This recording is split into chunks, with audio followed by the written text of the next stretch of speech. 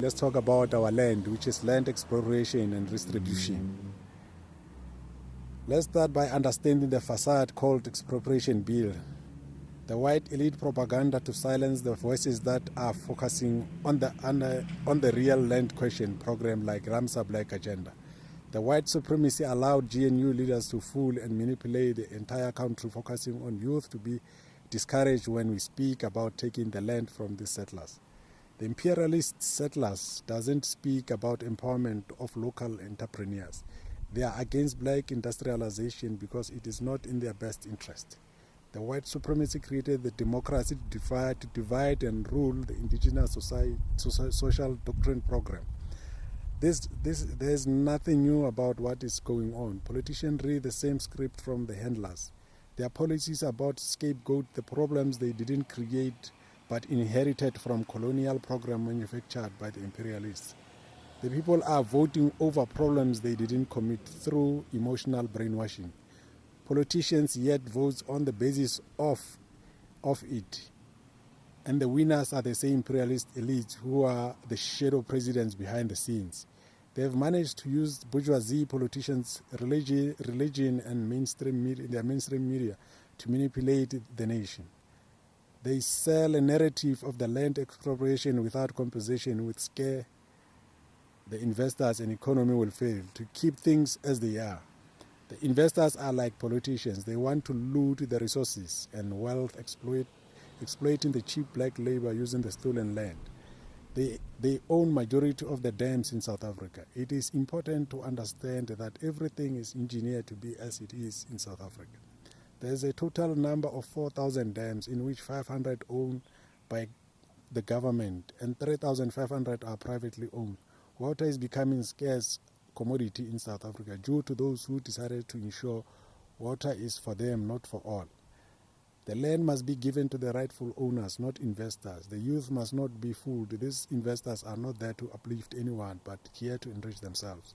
1867, Orange River banks, when they discovered diamonds, the mining started, and the economy and community around those mines are not benefiting to this day.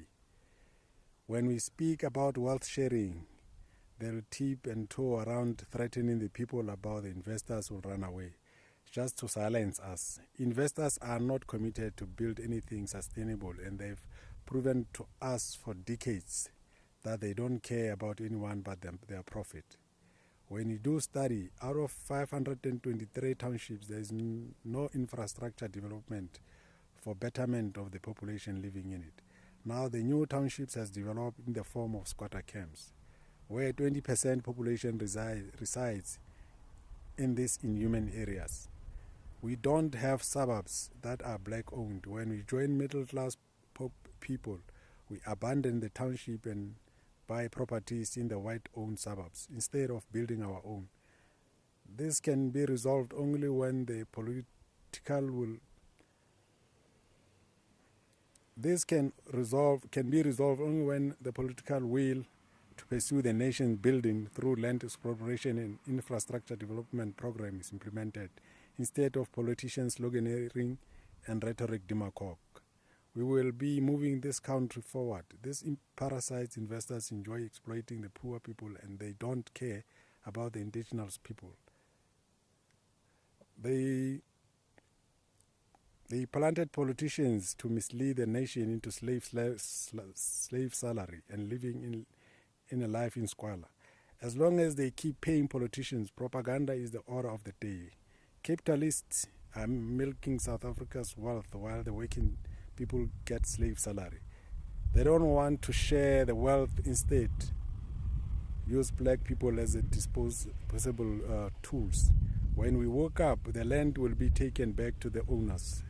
Farmlands won't be used as playground for Western tourists. We will take away their privilege and restore dignity back to the indigenous people.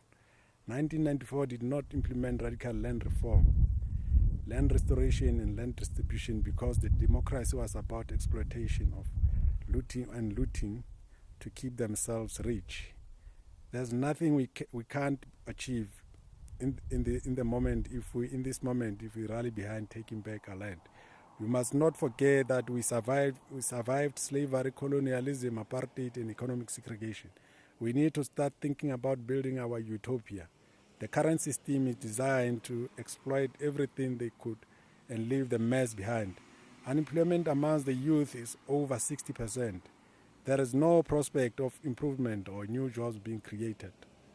These investors are afraid of land expropriation because it threatens their empire of exploitation.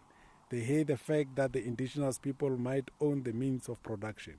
The moment we take back our land, we will be able to industrialize and absorb a lot of unemployed youth. We must stop seeking help from wrong people. If the investors don't like us taking back our land, they must just leave our shores and take their puppet politicians with them. Those days we used to protect these psychopath investors and politicians has reached an expiry date. We must build an economy that will benefit the entire nation instead of the elites.